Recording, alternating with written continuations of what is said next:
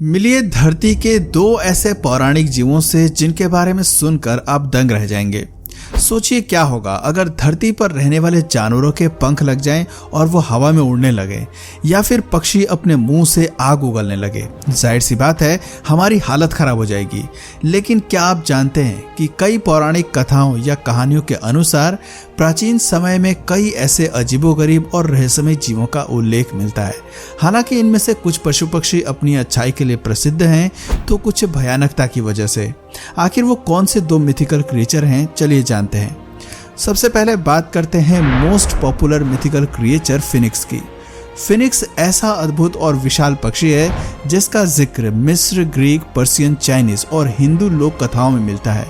इसके बारे में कहा जाता है कि यह बहुत ही खूबसूरत और अमर पक्षी है। लोक कथाओं के मुताबिक फिनिक्स सुनहरे रंग और सोने की चमक वाली बेहद ही सुंदर चिड़िया है। इसकी पूंछ हरी, नीली या बैंगनी रंग की होती है। इसके पंख गुलाबी रंग के होते हैं। कहते हैं कि इसके पास आग को काबू करने की गजब की पावर होती है। आज के पक्षियों के मुकाबले फिनिक्स की उम्र कई गुना अधिक थी। ये 500 सालों तक जिंदा रह सकती हैं। कई जगह इस पक्षी का जीवन काल 500 से 1000 साल तक बताया गया है। जब फिनिक्स के मरने का समय आता है तो वो पहले खुशबूदार टहनियों से घोंसला बनाता है और फिर अपनी ही आग में जलकर भस्म हो जाता है। लेकिन दोस्तों, इस विचित्र से पक्षी की कहानी यहीं खत्म नहीं होती। बाद में इसकी राख से एक नए फिनिक्स का जन्म होता है, यानी फिनिक्स का पुनर्जन्म होता है। आपको बता दें कि नए पैदा होने वाले फिनिक्स की उम्र भी पुराने फिनिक्स की जितनी ही होती है। मरते समय ये भी वही प्रोसेस अपनाता है। यही वजह है कि इस पक्षी को अमर कहा जाता है। क्या आप जानते हैं कि ये पक्षी कई अद्भुत शक्तियों का धनी होता है? बताते हैं कि इस पक्षी की उत्पत्ति सूर्य के भीतर की गर्मी से हुई है। इसका उल्लेख अलग अलग धर्म, देश या संस्कृति में अपने अपने हिसाब से लिखा गया है। हर समाज में इस पक्षी के आकार और प्रकार में कुछ ना कुछ अंतर जरूर होता है, लेकिन इन सभी में सबसे कॉमन बात यह है कि फिनिक्स पक्षी अमर होता है। 500 सालों के बाद ये अपनी ही आग में जलकर अपनी जीवन लीला समाप्त कर लेता है और फिर उसी आग में राख से फिनिक्स के बच्चे का जन्म होता है। इस तरह दोस्तों, इस पक्षी में खुद को मारकर फिर से जिंदा होने का गजब का हुनर होता है। लेकिन किस्से कहानियों में यह भी बताया गया है कि एक समय पर धरती पर केवल एक ही फिनिक्स मौजूद रह सकता है। ये पक्षी केवल हवा के सहारे ही अपना जीवन जी लेता है। फिनिक्स हवा खाकर ही जिंदा रहता है और ये किसी अन्य जीव को हानि नहीं पहुंचाता है। आसमान में ऊंची उड़ान भरने वाला ये पक्षी रेगिस्तान में छिपकर रहना पसंद करता है। लेकिन जब इसके मरने का समय नजदीक आता है तो ये इंसानी आबादी वाली जगह पर जाता है और एक घोंसला बनाकर उसमें स्वयं को आग लगा देता है।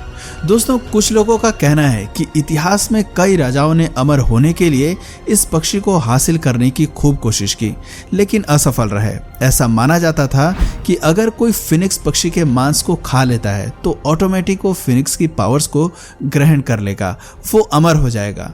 पौराणिक कथाओं के अनुसार इस पक्षी को भगवान की चिड़िया भी माना जाता है। ये पक्षी अपना अधिकांश समय स्वर्ग या जन्नत में ही बिताते हैं।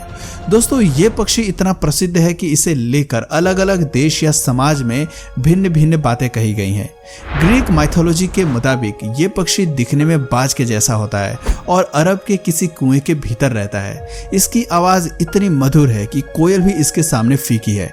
जब ये पक्षी आवाज करता है तो ऐसा लगता है कि कोई गाना गुनगुना रहा है और आसपास मौजूद सभी पशु पक्षी इसकी आवाज सुनने लगते हैं। ये इंसानों को अपनी सुरीली आवाज से वश में कर लेता है। जब ये पक्षी मरता है तो ये इतने दुखी भाव से रोता है कि कई जीव इसके गम में अपने प्राण त्याग देते हैं। इजिप्ट माइथोलॉजी की बात करें तो इसमें फिनिक्स के जैसे पक्षी बिन्नू के बारे में जिक्र किया गया है। दिखने पर यह एक बगुले के जैसा होता था। बताते हैं कि नया फिनिक्स अपने पुराने रूप की राख अपने अंडे में भरकर मिस्र के शहर होलियोपोलिस में रख देता था। इसे यूनानी भाषा में सूर्य का शहर कहते हैं। यहाँ सूर्य का एक ऐसा मंदिर था जो इंसानों की आंखों से ओझल था। इसे देख पाना इंसान के बस में नहीं था। बिन्नू पक्षी इसी मंदिर से अचानक एक अंडे से निकलकर पैदा हुआ था। ऐसा कहा जाता है कि बिन्नू पत्थरों और ओबेलिस्क के शीर्ष पर निवास करता था आपको बता दें कि प्राचीन मिस्र के लोग इसकी ठीक वैसे ही पूजा करते थे जिस तरह ओरियस और रा की पूजा की जाती थी। दरअसल बिन्नू ओरियस देवता का जीवित प्रतीक माना जाता था। इस पक्षी को नील नदी के पानी का प्रतीक के रूप में भी देखा जाता है, जो धरती पर धन और उर्वरता लाने के लिए चर्चित है। यही वजह है कि मिस्र की पौराणिक कथाओं में फिनिक्स पक्षी को सबसे अधिक सम्मान दिया जाता है। कहते हैं कि बिन्नू पक्षी भी मरने के बाद अपनी राख से पुनर्जन्म लेता था। ये पक्षी अपनी राख को एक गोले में बदलकर उस गोले को सूरज के उसी मंदिर में रख देता है जहां से ये पैदा हुआ था।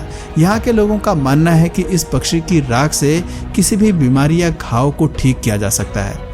पर्शियन माइथोलॉजी में भी एक ऐसे ही पक्षी के बारे में जिक्र किया गया है जिसे हुमा के नाम से जानते हैं। ये एक ऐसी अद्भुत चिड़िया थी जो जन्नत में रहती थी।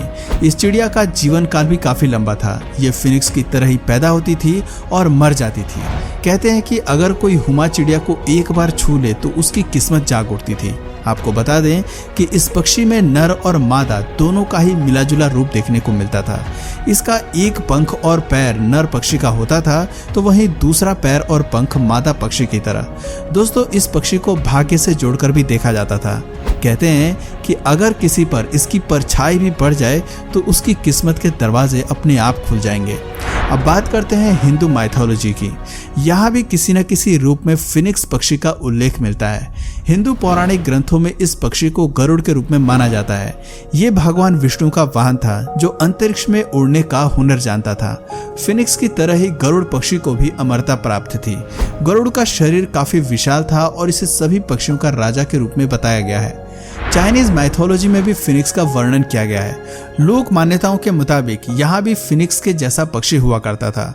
दोस्तों, इसका जिक्र हुआंग नाम से मिलता है। ये पक्षी काफी सुंदर और सुरीला था।